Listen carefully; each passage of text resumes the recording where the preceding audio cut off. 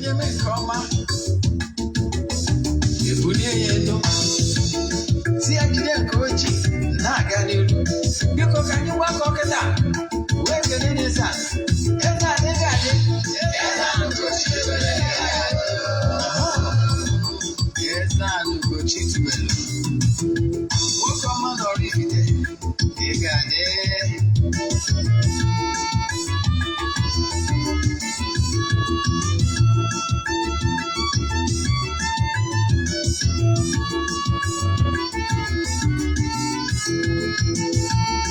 ọdịnala bụ eziokwu ọdịnala bụ ụzọ ndụ ịma na o nwere olu na-eti mkpu na-asị ụmụ Igbo chigharịa ụmụ Igbo chigharịa kwa mbọsị ọ na-eti n'ụtụtụ n'abalị ọ nọ na nkụzi Eze-Ana Ugochi tubelu onye ọma na oraifite onye mgbasa ozi ọma ọdịnala gaba n'ihu Eze-Ana Ugochi tubelu onye malije ọnụ ọdịnala bụ ụzọ ndụ gaba n'ihu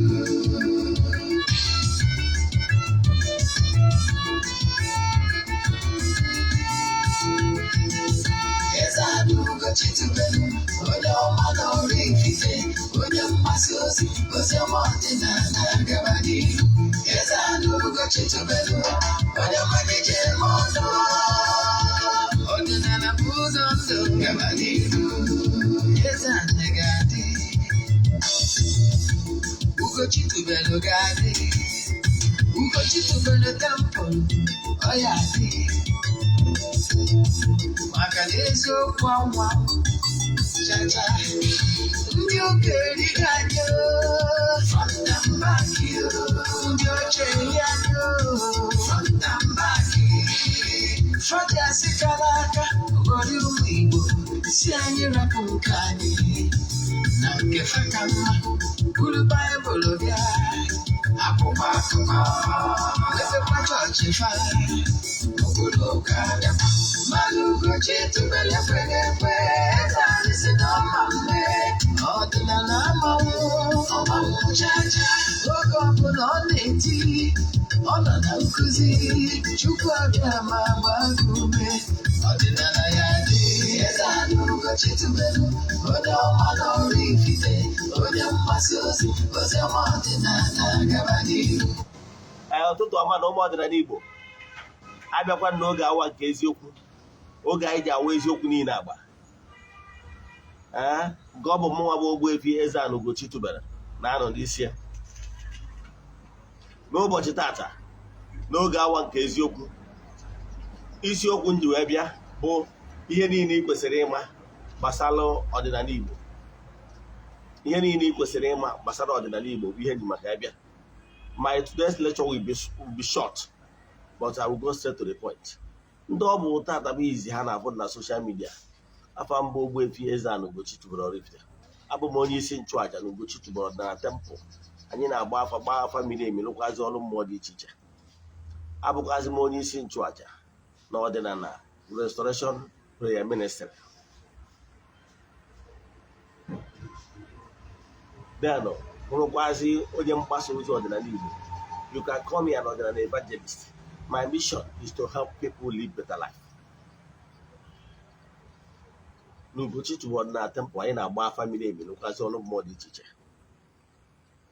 Mana bifo ngaba n'iru n'ọkwa dị mkpa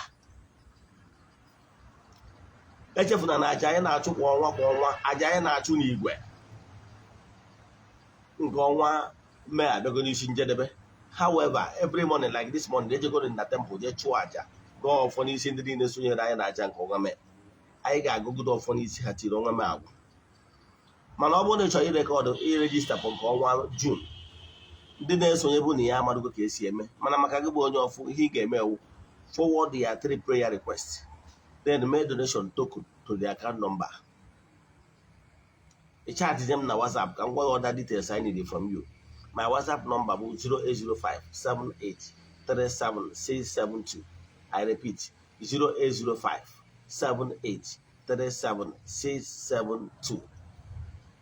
then ka anyị gawazie n'iru n'isiokwu anyị ji bịa ụbọchị taa. Isiokwu anyị toro ogologo bụ gịnị bụ negative energy, how to cleanse yourself up and how to avoid it. Maka ka onye bụ mmanụ na-agbado onye akwa ọcha yi akwa ọcha, ka onye yi akwa ọcha na-agbado onye bụ mmanụ, ịghọtara ya?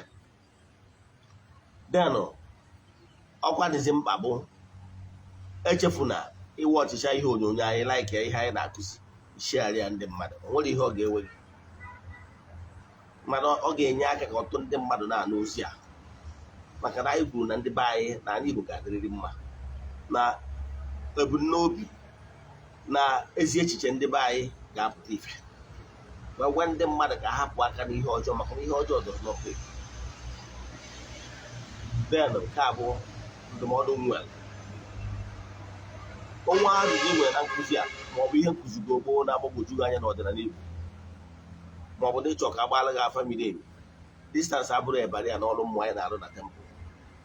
Ịchaatị m na WhatsApp 08057837672 ka anyị banye n'isiokwu anyị. Asị na ihe anyị chọrọ ịkụzi taa ama eto ogologo ndụ, mana ige ntị ga-amụta something that will change your life for good.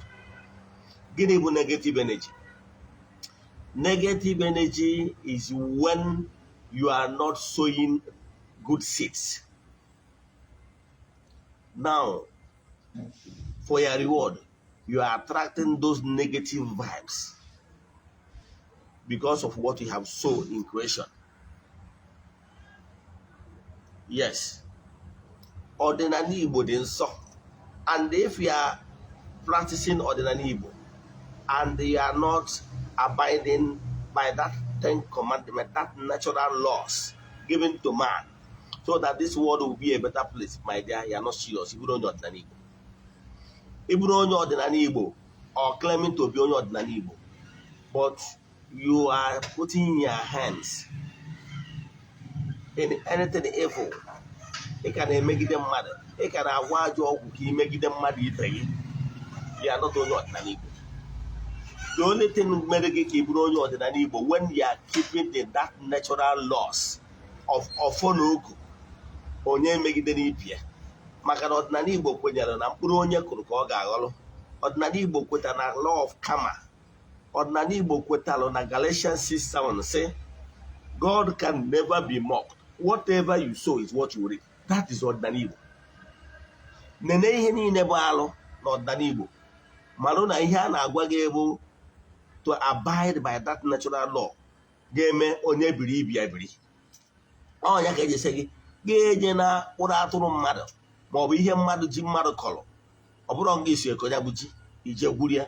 Ordinary Igbo kwụ na imere ihe ana alụ ka imere, ghọtara ya? Mgbe ị hapụchara of all the women around, then decide ya na nwunye mmadụ alụ ka ị na-eme, ịghọtara ya? So ordinary Igbo na-agwa gị mgbe ị nechara anya ndụ nke gị dị gị mkpa, kana asị na ndụ ọ na-agụ onye ọ na-aga ibi, onye a na-ada nke ya na onye na-afọ kwa eziokwu, ichekwawa ndụ nke gị, chọọ ka iwepụ ndụ mmadụ alụ ka ị na-eme, ịghọtara ya? So ordinary Igbo maintain that natural laws. Ọ bụrụ na ị chọrọ ịbụ ezigbo onye ọdịnala Igbo, adị m ekwu maka na ọ bụrụ onye buru ya na nzu n'aka ma ọ bụ onye jide ọfọ n'aka, maka ịmara ụdị ọfọ o ji, ịghọtara ya? Ọfọ wụ two-edged sword. And nke nwere onwe ha anọrọ ya mgbe ọ chara nke ma na-achara ya acha na ọjọọ na o ji ebute ofu osisi na-akpụ ya ọfọ, o ji alụ arụrụ ala, ịghọtara ya? So ọ bụrụ ihe mmadụ si na ọ bụ ka ọ bụ na ihe onye a na-exhibit, ihe onye a na-egosipụta. So gịnị bụ negative energy? Negative energy bụ those natural vibes you attracted to yourself because of your lifestyle.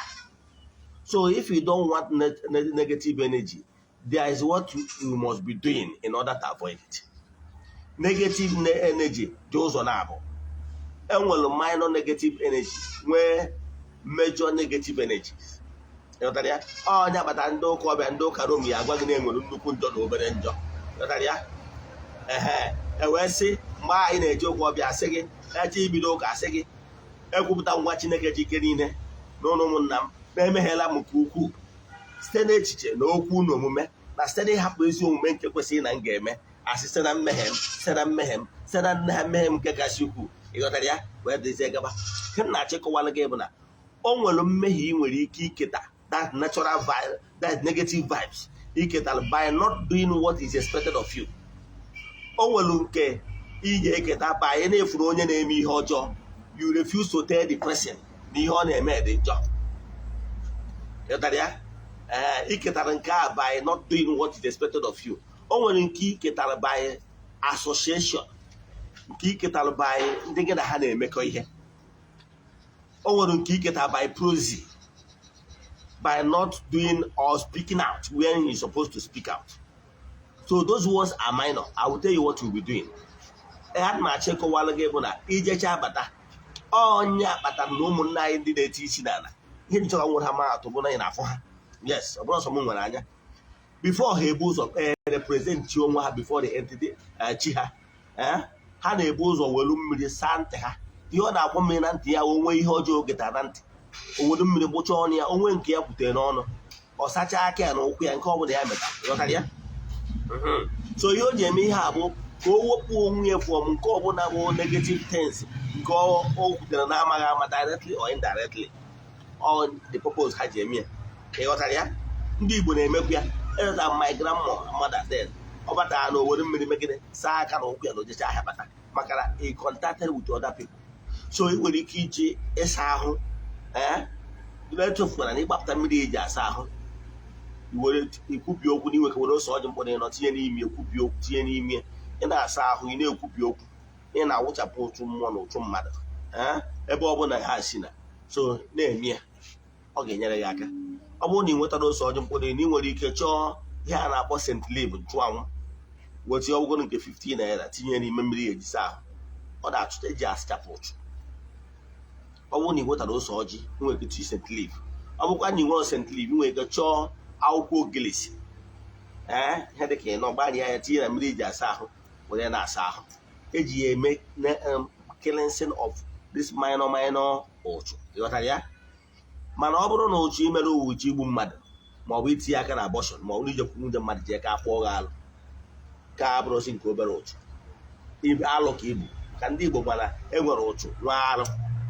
So alụ bụ ihe ndị ụka kpọrọ mmehie nnukwu njọ. So ime alụ ji abụ alụ. Enweghị ike sị na ọpụtabụ n'afọ, enweghị ike ọpụtabụ n'afọ maka na mmụọ ọmụma gbakpuo ya ka e were na-apịawa gị azụ.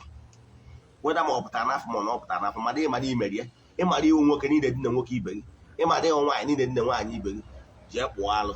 Ịghọtara ya? Den nke a bụ ihe chọrọ ịkọwara gị. Den nke ọzọ si bụ itinye n'aka n'ihe na-eweta ụchụ.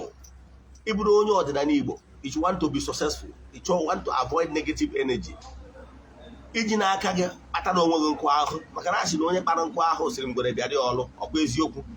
He who fetch anti-infected firewood invite lizard to his house. Ọkwa eziokwu. Now, ọ bụrụ na ị chọrọ negative energy, avoid ịgwọ ajọ ọgwụ. Ọgwụ ọbụla ịgwọrọ in order to hypnotize your fellow human being. Ọgwụ ọbụla ịgwọrọ ka i wee megide mmadụ ibe gị. Ọgwụ ọbụla ịgwọrọ ka i wee cut corners from negative forces. That is, ka ị ghara ịfụ the normal process. Ọgwụ ọbụla ịgwọrọ na mmegide ma ọgwụ ọbụla ịgwọrọ ajọ ọgwụ ọbụla agwọrọ ma ndị etiri pasị mmadụ ma ndị eti ihe avoid it. Abụ ndị Igbo mana adị m agwọ ọgwụ ọbụla. You know why? Ihe nji asụ ya bụ na to avoid attracting negative energy to yourself and to my family and to my children. Ịghọtara ya? Ọ bụrụ na ị chọrọ ịka nka ịbụrụ dibịa focus n'ọrụ ị na-alụ. Ndị na-abịa na be ma mmadụ gị ọrụ na-alụ. Ọrụ na-alụ bụ ime udo n'etiti mmadụ na mmụọ. Ịwachi ọfọ iji ọrụ mmiri ime ka udo n'etiti gị na mmụọ niile gị na ha so. Do break any negative vibration, negative vibes and negativity n'ụdị ọbụla. Because all more to link you and establish you. Okay, n'ụkwụ gị na-apụ. Mana anything ọbụla concerning ọgwụ ọbụla, it can't Ogbuefi Eze-Ana out. Ọ bụrụ ihe m bịara, why am I avoiding it like leprosy? Is because of n'ihe kwuru ihe akwụdebie. Ibido ha na-agwọwa ajọ ọgwụ, a sịrị na onye nwụọ ọgwụ ka ọgwụ na-atụ ọkwa eziokwu. Ibido ha na-agwọwa ọgwụ, you are attracting negative vibes. And anything negative vibes from the spiritual will attract you. And the mmadụ ka ọgwụ ọba. Ihe dị mkpa bụ kwụba aka gị ọtọ itinye n'aka n'ịgwọ ọgwụ na-were alụsị bak ya onwe gị ịghọtara ya chukwu alụsị have an altar that speaks for you, you are protected.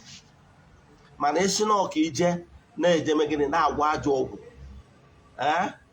maka na ị na-agwa ajọ ọgwụ ka imegide mmadụ dibịa na-agwa otu ike ọdịnelu to avoid attracting those negative energy. Esekwara na ị na-avoid negative energy mana ị na-etinye aka n'ịgwa ajọ ọgwụ.